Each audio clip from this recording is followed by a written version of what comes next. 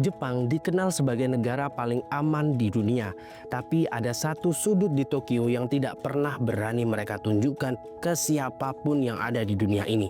Namanya adalah Toyoko, dan ini adalah sebuah sisi gelap Jepang yang disembunyikan dari dunia luar.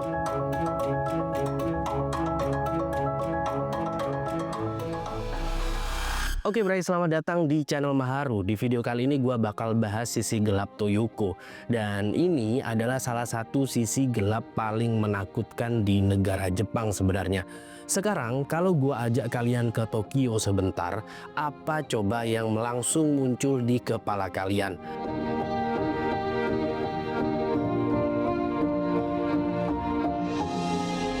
Pasti langsung kebayangkan metropolis yang super canggih dan kereta peluru Shinkansen yang nggak pernah telat sedetik pun.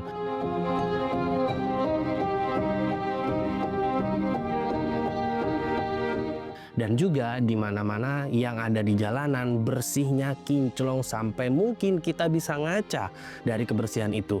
Ditambah lagi gedung-gedung pencakar langit yang tingginya minta ampun. Dan ada fakta menarik bahwa Tokyo itu emang sebuah poster boy atau cover yang mencerminkan sebuah keteraturan, kemajuan, dan budaya omotenashi. Tapi gimana kalau gua bilang di balik semua kilauan itu, di jantung dan di pusat distrik hiburan paling sibuk, ada sebuah sisi gelap yang menarik sekali untuk kita ulas hari ini, yang jaraknya cuma beberapa meter dari keramaian Tokyo.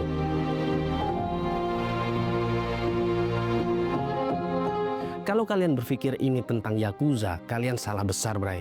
Karena ini lebih mengerikan dari Yakuza. Sisi gelap itu terletak di tempat kecil, sebuah alun-alun yang menjadi magnet buat jiwa-jiwa yang tersesat dan dilupakan. Sebuah tempat di mana anak-anak muda datang buat menghilang, nggak tujuannya buat berkumpul. Mereka nyebutnya Toyoko. Buat kalian yang penasaran apa itu Toyoko, tunggu dulu. Karena ini bukan sekedar tempat biasa. Ini adalah sebuah sisi gelap yang udah membusuk di dalam masyarakat Jepang. Dan ini adalah kisah sisi gelap Jepang yang gak bakal kalian temukan di buku manapun. Sebuah dunia di mana hantu paling menakutkan bukanlah berbentuk arwah penasaran dari masa lalu, melainkan dalam bentuk anak-anak muda yang masih hidup dan bernafas layaknya kita manusia yang udah dibuang sama dunia luar. Dan yang lebih bikin merinding, mereka ada di depan mata kita semua. Dan sekarang mari kita mulai perjalanan sisi gelap Toyoko, tempat paling menakutkan di Jepang yang disembunyikan dari dunia luar.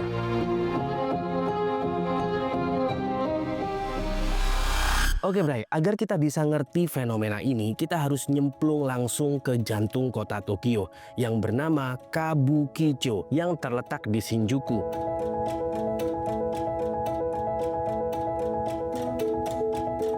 Tempat ini dikenal sebagai distrik lampu merah terbesar se-Jepang, dan Kabukicho itu layaknya sebuah labirin jalanan yang selalu hidup dengan ratusan bahkan ribuan bar dan juga klub malam, panti pijat, dan hotel yang desek-desekan di bawah lautan papan neon raksasa yang silaunya itu ngalahin Las Vegas, Bray.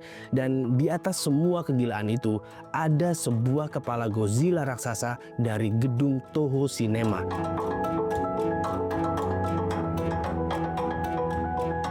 Kepala itu seolah menjadi dewa penjaga buat kehidupan malam yang berada di Tokyo. Nah, tepat di bawah tatapan sang raja monster itulah ada sebuah titik nol dari krisis sisi gelap Toyoko yang sedang kita bahas sekarang.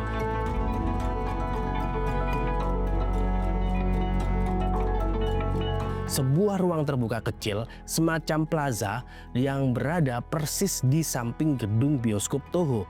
Sedangkan nama Toyoko sendiri sebenarnya cuma nama panggilan biasa dan sebuah singkatan dari kata Toho no Yoko yang artinya di samping Toho. Sebuah tempat yang bahkan gak punya nama resmi ini, entah gimana ceritanya, udah jadi pusat dari krisis sosial yang makin hari makin gede banget. Sedangkan di sisi lain, buat para turis atau pengunjung lainnya, tempat ini itu mungkin kelihatan kayak area nongkrong biasa.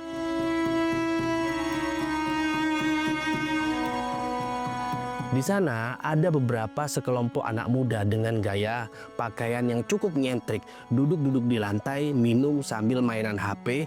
Tapi sebenarnya kalian tahu nggak, Bray? Di balik pemandangan itu, sebuah alun-alun ini atau sebuah tempat kecil ini adalah sebuah suaka sekaligus penjara bagi Toyoko Kids. Istilah Toyoko Kids ini mulai viral di media Jepang sekitar tahun 2020 dan istilah ini merujuk ke remaja ataupun beberapa anak-anak yang hampir dewasa yang kebanyakan umurnya belasan sampai awal 20-an yang kabur dari rumah dan ngumpul di area ini. Mereka itu bukan sekedar anak bandel yang bolos sekolah sehari 2 hari, Bray. Banyak dari mereka adalah anak-anak yang lari dari rumah mereka. Sederhananya kita kenal dengan budaya minggat. Nah, saking lamanya nih mereka minggat atau kabur dari rumah sampai ngerasa udah nggak punya tempat lagi buat pulang. Mereka semua datang dari seluruh penjuru Jepang, mulai dari Hokkaido sampai Okinawa, dan mereka semua membawa sisa-sisa hidup mereka di dalam koper atau ransel. Salah satu alasan mereka minggat atau kabur dari rumah itu karena tertarik sama janji 3 hal. Pertama yaitu kebebasan, anonimitas, dan sebuah komunitas. Tapi pertanyaannya, apa benar dari kabur dari rumah mereka mendapatkan 3 hal itu atau 3 hal yang mereka cari? Jawabannya lebih rumit dari yang kalian kira, dan perlu kalian tahu fenomena ini jadi makin parah karena beberapa faktor yang saling terkait. Pertama, sekitar tahun 2019 pemerintah Tokyo itu getol banget membersihkan kota buat persiapan Olimpiade 2020. Sedangkan para tunawisma dewasa yang sebelumnya sering ngumpul di area Shinjuku itu dipindahin, digusur. Akibatnya terciptalah sebuah tempat kosong. Tapi kekosongan itu nggak bertahan lama. Pandemi COVID-19 yang datang setelahnya menjadi sebuah pemicu kedua. Akhirnya sekolah-sekolah ditutup, semua orang dipaksa tinggal di rumah. Dan buat remaja Jepang yang hidup di keluarga Jepang itu rasanya kayak penuh tekanan kalau seandainya mereka tinggal di rumah. Beberapa dari mereka mengalami pelecehan atau kekerasan rumah tangga. Nah, sekolah yang harusnya menjadi tempat pelarian sekarang ketutup rapat. Akhirnya jumlah konsultasi kekerasan terhadap anak dilaporkan ke polisi pada tahun 2023 itu laporannya mencapai rekor tertinggi, Bray, yaitu kurang lebih sekitar 122.806 kasus. Akibatnya, gelombang baru anak-anak muda yang putus asa ini mulai membanjiri beberapa tempat-tempat kosong yang ditinggalkan di Kabukicho.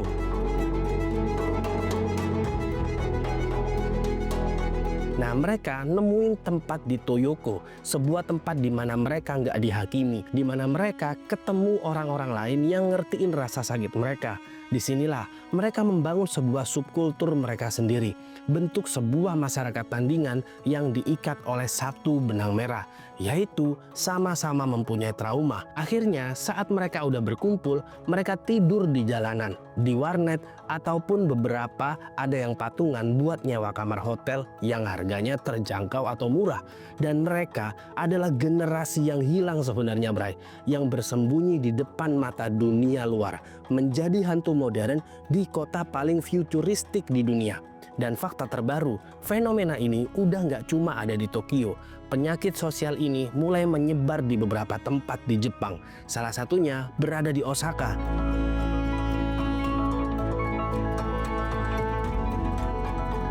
Di bawah papan iklan Glicoman yang ikonik.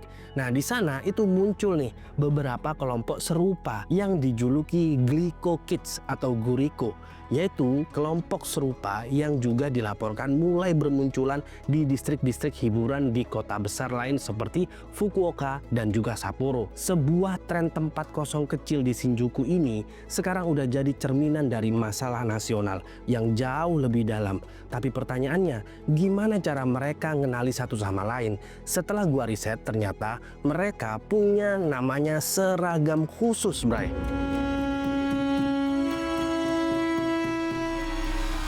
Jadi ada satu hal dari sisi gelap Toyoko ini yang kalau kalian lihat itu pasti langsung ngeh. Apa itu? Yaitu penampilan mereka atau baju Toyoko Kids. Perlu kalian tahu, ini semuanya bukan sekedar fashion biasa. Ini semacam seragam, sebuah bentuk pernyataan visual yang menjelaskan siapa mereka.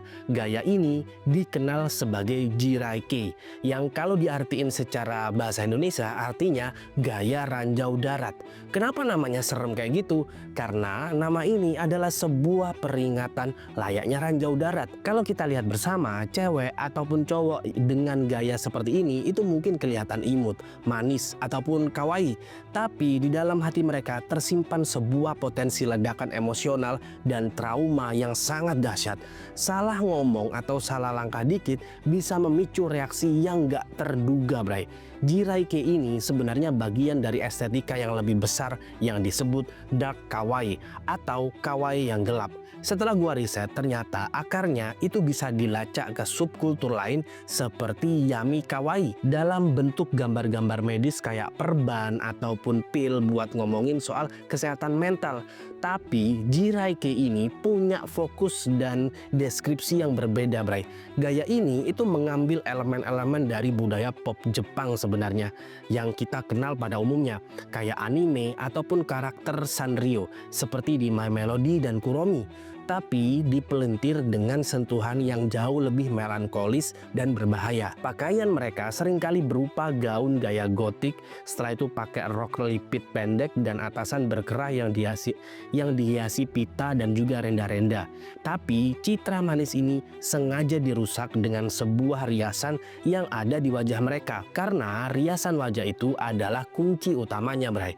Mereka menggunakan eyeshadow kemerahan di sekeliling mata, terutama di bagian bawah, yang mana itu seakan-akan memberikan sebuah ilusi seolah-olah mereka baru aja menangis semalaman atau lagi sakit. Nah, teknik ini itu ada namanya adalah byojaku makeup atau makeup orang sakit. Setelah itu ada namanya aksesoris. Aksesoris ini juga bagian penting dari seragam mereka. Biasanya mereka menggunakan aksesoris tas tangan kecil bermerek yang realitanya ya seringkali mereka menggunakan produk KW. Setelah itu kaos kaki selutut dan sepatu platform tebal yang bikin mereka kelihatan lebih tinggi dan rapuh di saat yang sama. Tapi terkadang ada elemen yang lebih ngeganggu. Jadi ada plester medis di wajah yang dipakai sebagai hiasan atau aksesoris tambahan, atau perban di pergelangan tangan yang secara nggak langsung itu nunjukin mereka pernah menyakiti diri sendiri. Semua ini bukan gaya-gayaan semata. Ini adalah cara mereka memvisualisasikan penderitaan internal mereka, seolah-olah mereka itu sedang ngomong tanpa suara, yang mana mempunyai arti layaknya lihat aku tuh rapuh, aku tuh berbahaya, dan aku terluka. Nah, gaya Jiraike ini bukan cuma tren, ini adalah bentuk representasi perisai sekaligus sebuah teriakan minta tolong sebenarnya. Dan perlu kalian tahu, masyarakat Jepang itu sangat menuntut konformitas dan menekan ekspresi emosi individu. Dalam budaya Jepang, kalau seandainya ada yang menonjol atau beda sedikit, itu dianggap aib, bray. Nah, gaya ini adalah bentuk pemberontakan tanpa kata oleh para anak-anak muda yang mempunyai tekanan-tekanan yang berbeda-beda. Mereka seakan-akan menciptakan sebuah personal branding bahwa gadis ranjau darat itu hanyalah untuk menunjukkan beban penderitaan mereka. Jadi kalau ada yang nyakitin mereka, yang tersakiti bukanlah diri mereka yang asli, melainkan karakter yang lagi mereka perankan. Dan semua itu adalah sebuah mekanisme pertahanan diri yang diyakini oleh mereka. Sedangkan di sisi lain, platform media sosial kayak TikTok dan Instagram itu punya peran besar banget buat nyebarin estetika ini ataupun tren-tren seperti ini ke seluruh pelosok Jepang. Para Toyoko Kids ini ngedokumentasiin hidup mereka pakai tagar #Jiraike. Nah, di satu sisi, sosial media itu memberikan mereka sebuah platform atau ruang untuk mengekspresikan diri mereka, yang akhirnya mereka ngerasa menjadi bagian dari sesuatu. Tapi di sisi lain, ini justru meromantisasi gaya hidup yang sangat amat berbahaya, yaitu menarik lebih banyak anak muda yang rentan dari seluruh Jepang buat datang ke pusaran Kabukicho. Di sosial media, mereka membuat video-video yang menunjukkan persahabatan, kebebasan, dan joget-joget di bawah lampu neon. tanpa paham realitas suram yang ada di baliknya. Dan yang paling parah, seragam yang harusnya jadi perisai ini itu justru sebenarnya menjadi penanda bagi para predator yang berkeliaran di Kabukicho. Yang mana gaya Jiraike adalah sebuah sinyal seorang anak yang kabur dari rumah, merasa putus asa dan gampang dimanipulasi. Dampaknya pakaian yang tadinya buat melindungi pada akhirnya malah menjadi suar atau cahaya untuk narik perhatian para serigala. Lantas, pertanyaan besarnya, kenapa mereka sampai harus kabur dan datang ke tempat ini?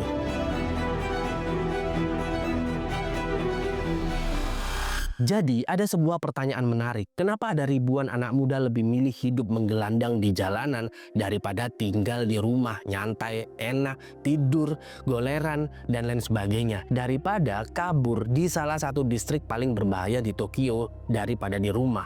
Nah, jawabannya itu sebenarnya kompleks banget bre, nggak sesederhana ya atau tidak, karena berhubungan dengan sisi gelap Jepang dalam pondasi masyarakat Jepang modern. Dan ini bukan sebuah pilihan, tapi sebuah tindakan putus asa terakhir bagi mereka yang ngerasa semua pintu lain udah tertutup rapat. Salah satu alasan utamanya dan yang paling menyakitkan adalah lingkungan rumah yang gak sehat. Banyak banget dari Toyoko Kids ini adalah korban kekerasan dalam rumah tangga atau KDRT, baik itu fisik, emosional, atau bahkan seksual. Statistik dari Badan Kepolisian Nasional Jepang itu menunjukkan bahwa pada tahun 2023 laporan dugaan kekerasan terhadap anak mencapai rekor tertinggi sebanyak kurang lebih sekitar 122.806 kasus. Nah, dari jumlah itu banyak yang mendapatkan kekerasan psikologis, termasuk menyaksikan KDRT di depan mata mereka, di depan mata anak-anak kecil itu. Dan jumlahnya itu mencakup hampir 74% kasus. Dan perlu kalian ketahui, dalam budaya Jepang mereka sangat menghargai privasi keluarga dan mereka mempunyai konsep menjaga muka atau namanya tateme. Istilah sederhananya itu pura-pura nggak tahu. Apa hasilnya? Akhirnya banyak anak menderita dalam diam sebenarnya. Meskipun mereka terlihat tersenyum, sebenarnya di dalam hati mereka menyimpan berbagai jenis gejolak karena beberapa trauma-trauma yang dialami. Permasalahan lain yaitu sistem perlindungan anak di Jepang itu sering dianggap nggak memadai dan terlalu birokratis. Akhirnya pilihan kabur ke jalanan itu terasa lebih realistis daripada mencari bantuan resmi buat mereka. Jalanan Kabukicho yang keras itu setidaknya menawarkan satu hal yang nggak mereka dapat di rumah, kebebasan dari penyiksaan dan juga kekerasan. Pemicu besar lainnya adalah tekanan akademis dan sosial yang gila-gilaan di Jepang. Sistem pendidikan Jepang itu super kompetitif. Sejak kecil mereka udah digenjot buat jadi yang terbaik, harus ranking 1, nilainya harus bagus, dan lain sebagainya. Dalam budaya Jepang, kegagalan buat memenuhi ekspektasi orang tua atau sekolah bisa menimbulkan rasa malu yang luar biasa bagi sebuah keluarga. Ditambah lagi dengan masalah perundungan atau ijime yang jadi masalah serius di sekolah-sekolah yang ada di Jepang. Data dari Kementerian Pendidikan saja itu nunjukin bahwa rekor 769.022 kasus perundungan dilaporkan pada tahun 2024. Kalian bisa bayangin lah jadi mereka ketika sekolah menjadi sumber siksaan dan trauma dan rumah gak menawarkan keamanan, gak menawarkan kenyamanan, kabur menjadi satu-satunya jalan keluar. Setelah gua cari, ternyata fenomena ini sebenarnya punya akar yang sama dengan namanya hikikomori atau orang-orang yang mengurung diri di kamar. Bedanya kalau hikikomori menarik diri ke dalam ruang privat, Toyoko Kids menarik diri ke ruang publik. Setelah itu, alasan lain dari sisi gelap Toyoko adalah masalah kesehatan mental yang gak ditangani, yang akhirnya menjadi bom waktu dari kumpulan trauma-trauma kecil. Karena menumpuknya sebuah rasa depresi, kecemasan, dan trauma yang merajalela di dalam kepala mereka. Tapi stigma seputar kesehatan mental di Jepang itu benar-benar masih kuat banget. Seperti mencari bantuan psikolog itu sering banget dianggap menjadi tanda bahwa mereka itu lemah. Dan ini itu sebenarnya tercermin dari data yang gua dapetin beberapa hari yang lalu, bahwasannya bunuh diri tetap menjadi penyebab utama kematian. Pada tahun 2024 aja dilaporkan ada 529 pelajar SD sampai SMA yang mengakhiri hidupnya, dan data itu adalah angka tertinggi sepanjang masa. Selain itu, jangan lupain juga pengaruh media sosial. Platform kayak TikTok itu seringkali meromantisasi kehidupan Toyoko, bray, karena nunjukin sisi keren dan sisi komunitasnya atau sisi komunalnya. Sedangkan buat seorang remaja di kota kecil yang ngerasa sendirian gak dimengerti, ngelihat beberapa video-video dari Toyoko Kids ini, sekelompok orang yang kelihatannya nerima satu sama lain padanya di Tokyo, itu bener-bener rasanya sangat memikat. Akhirnya mereka ngerasa terpanggil nih buat gabung, cuma buat nemuin kenyataan yang jauh lebih brutal sebenarnya. Dan akhirnya ada faktor keterasingan sosial yang lebih luas. Jepang adalah masyarakat yang sangat komunal, tapi di saat yang sama bisa terasa sangat mengisolasi buat individu. Para Toyoko Kids ini adalah produk dari kontradiksi modernitas Jepang. Mereka adalah anak-anak yang gagal atau menolak buat masuk ke dalam masyarakat Jepang. Di Toyoko, mereka menemukan satu-satunya tempat di mana status mereka sebagai orang buangan justru menjadi tiket masuk impian. Mereka datang bukan karena pengen hidup di jalanan, tapi karena mereka ngerasa bahwa masyarakat udah nggak ngasih tempat lagi buat mereka. Tapi pertanyaan besarnya, apa coba yang mereka temukan di sana?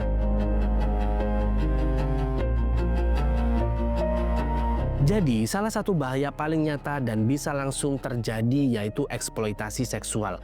Perlu kalian tahu, Kabukicho adalah pusat industri malam Jepang. Sedangkan para remaja yang putus asa, tanpa uang, tanpa rumah adalah mangsa yang paling empuk di Kabukicho. Karena realitanya banyak sekali gadis muda, beberapa bahkan masih di bawah umur, itu terjerumus ke dalam prostitusi cuma buat bertahan hidup. Salah satu cara menarik perhatian gadis-gadis muda ini itu seringkali dimulai dengan cara-cara yang sangat halus. Hampir nggak kelihatan bahwa itu adalah salah satu cara untuk melakukan eksploitasi. Salah satu contohnya, seorang pria dewasa yang lebih tua itu biasanya nawarin makanan, minuman, ataupun tempat buat nginep semalam, yang dengan cepat jadi berubah sebuah permintaan imbalan. Fenomena ini dikenal dengan namanya tachinbo atau gadis yang berdiri. Tachinbo adalah sebuah bentuk prostitusi jalanan yang terselubung di mana mereka hanya berdiri di pinggir jalan menunggu pelanggan. Mereka menjual tubuh mereka cuma buat makan malam atau buat bayar penginapan di hotel kapsul yang harganya super terjangkau. Selain itu, salah satu bahaya lainnya adalah sangat rentan direkrut oleh yakuza ataupun germo-germo jalanan buat kerja di klub-klub malam, bar-bar ilegal, ataupun panti pijat. Korbannya biasanya mereka yang kejebak dalam hutang, paspor, ataupun identitas lainnya, dan dipaksa kerja dalam kondisi yang cukup mengerikan. Bentuk ancaman lain yang menghantui Toyoko adalah obat-obatan terlarang. Dan di Jepang, narkotika kelas berat itu mahal, bray, dan sulit banget didapat. Nah terus gimana? Akhirnya banyak dari mereka beralih nih ke obat-obatan yang dijual bebas di apotek. Mereka menenggak puluhan pil obat batuk ataupun obat flu sekaligus buat mendapatkan sensasi mabuk. Oleh karena itu nggak heran kalau di media sosial dipenuhi video-video remaja yang teler karena overdosis obat OTC, di mana mereka terkadang mengalami efek samping yang aneh-aneh, bray. Saking parahnya, pemerintah bahkan sampai membatasi penjualan beberapa jenis obat ini ke anak di bawah umur. Pada akhirnya, bray, kehidupan di Toyoko adalah sebuah proses dehumanisasi yang lambat dan menyakitkan.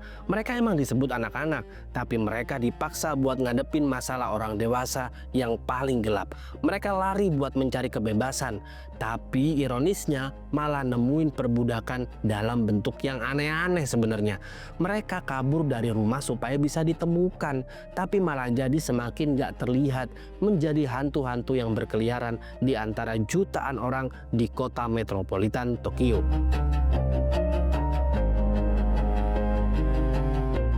Kita baru aja ngelewatin sebuah perjalanan yang lumayan panjang dan bener-bener menguras emosi. Dari awal perjalanan, mata kita dimanjain sama gemerlap lampu neon Tokyo yang bikin silau dan bener-bener menarik banget. Kita ngelihat hiruk pikuk kota yang gak pernah tidur. Sampai akhirnya pelan-pelan kita masuk dan menelusuri sudut-sudut tergelap yang jarang banget tersorot sama kamera ataupun media mainstream. Selama ini kita mungkin cuma dicekoki sama citra super sempurna dari sebuah negara maju. Jalanannya yang bersih, kereta yang selalu tepat waktu, masyarakat yang sopan, sampai budaya popnya yang keren abis. Tapi di balik tirai kesempurnaan dan kemajuan teknologi itu, kita sama-sama melihat secara langsung ada retakan-retakan sosial yang tersembunyi, yang setengah mati ditutup-tutupi sama masyarakatnya. Di sanalah kita ketemu sama realita pahit para Toyoko Kids. Mereka ini adalah anak-anak muda yang rata-rata usianya masih belasan tahun, yang mutusin buat kabur dari rumah. Buat anak-anak ini, rumah atau sekolah yang seharusnya menjadi tempat paling aman dan nyaman malah berubah menjadi neraka. Entah itu karena masalah broken home, kekerasan dalam rumah tangga, atau karena tekanan ekspektasi sosial dan pendidikan Jepang yang kelewat gila atau kelewat batas. Mereka akhirnya ngumpul bareng di pelataran bioskop Toho di daerah Kabukicho, nyari pelarian dan mencari teman senasib. Ironisnya, mereka seolah menjadikan penderitaan dan trauma batin mereka sebagai busana sehari-hari, lewat gaya dan juga dandanan dak atau jiraike yang seakan teriak minta tolong ke dunia. Tapi sayangnya, mereka malah nyari perlindungan dan rasa kepemilikan di salah satu tempat paling berbahaya di Jepang. Di tengah distrik lampu merah itu ada banyak banget predator, mulai dari yakuza, jeratan obat-obat terlarang, dan juga masih banyak lagi. Mereka rela ada di sana karena cuma di lingkungan itu mereka merasa diterima, meskipun ujung-ujungnya mereka cuma dimanfaatin sama orang-orang dewasa yang mempunyai niat jahat. Jadi setelah ngelihat semua kenyataan pahit ini di depan mata, pertanyaan yang sekarang terus muter-muter di kepala gua itu bukan lagi soal hal-hal mistis macam apakah hantu roh jahat ataupun urban legend itu beneran nyata. Bukan, Bray. Bukan soal hantu Sadako yang keluar dari TV atau hantu penasaran yang ada di sekolah. Enggak. Pertanyaan yang jauh lebih penting sekarang adalah mana sebenarnya yang lebih mengerikan? Apakah arwah penasaran yang gentayangan karena nuntut balas atas ketidakadilan di masa lalu, atau kenyataan pahit bahwa kita sebagai masyarakat yang katanya modern dan beradab secara sadar atau nggak sadar udah ngebiarin anak-anak kita sendiri berubah menjadi hantu di dunia nyata. Mereka hidup, bernafas, dan ada di sekitar kita, tapi statusnya tidak terlihat, diabaikan, dan perlahan-lahan dibiarin mati dan terlupakan gitu aja sama sistem sosial. Tragedi Toyoko Kids ini beneran menjadi sebuah tamparan keras dan cermin raksasa buat kita semua. Hantu paling menakutkan di tengah kota metropolitan Tokyo itu ternyata bukanlah arwah samurai tanpa kepala dari zaman Edo, bukan. Atau penampakan arwah korban perang juga bukan. Hantu yang paling bikin merinding itu justru adalah wujud seorang gadis remaja yang lagi duduk sendirian, memeluk lututnya kedinginan di atas trotoar beton di kawasan Kabukicho, dan kalian bisa bayangin, duduk di sana diterangi oleh ribuan lampu neon dan papan iklan raksasa yang terus-terusan nawarin ilusi kebahagiaan instan, kesuksesan, dan cinta idaman. Tapi di bawah cahaya yang super terang benderang itu, gak ada satupun orang yang lewat yang benar-benar sudi buat ngeliat dia. Ribuan orang sibuk lalu lalang, jalan cepat sambil nunduk lewat HP, atau asik ketawa bareng teman-temannya, seolah gadis yang lagi hancur ini cuma angin lalu yang gak eksis atau dianggap gak ada. Gadis itu adalah hantu dari masa kini. Keberadaannya secara nggak langsung memaksa kita buat berhenti sejenak, ngaca bray, dan nanya ke diri kita sendiri yang paling dalam. Di tengah kesibukan gila kita ngejar urusan dunia, ngejar karir, nyari duit, ataupun sekedar nyari validasi di medsos, siapa coba orang-orang rentan yang udah kita biarin menjadi nggak terlihat di sekitar kita? Jangan-jangan tanpa sadar kita juga sering nutup mata pas ada orang yang bener-bener butuh pertolongan kita.